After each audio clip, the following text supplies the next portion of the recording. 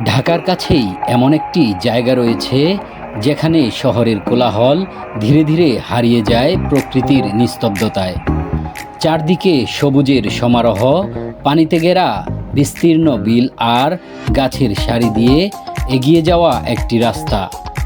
এ যেন প্রকৃতির নিজের হাতে আঁকা এক সুন্দর ক্যানভাস।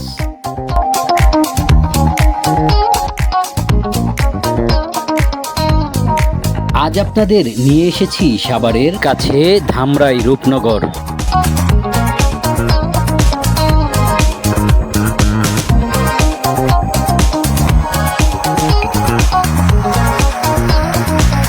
উপর থেকে তাকালে মনে হয় সবুজ আর নীল রঙের এক অপূর্ব মিশেল।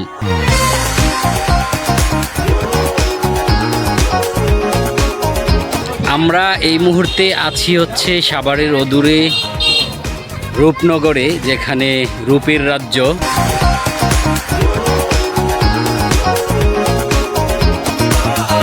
রাস্তার দুই পাশে পানিতে ভরা বিল, দূরে সবুজ ধানের ক্ষেত, আর মাঝখান দিয়ে চলে গেছে গাছে ছায়া ঘেরা একটি পথ। এই পথ দিয়ে প্রতিদিন চলাচল করেন স্থানীয় মানুষ।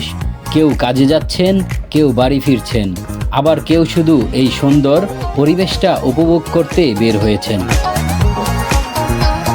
বর্ষাকালে এই এলাকার সৌন্দর্য যেন আরও কয়েক গুণ বেড়ে যায়। পানির আয়নায় আকাশের প্রতিচ্ছবি আর চারপাশের সবুজ প্রকৃতি মিলিয়ে তৈরি হয় এক মনোমুগ্ধকর দৃশ্য।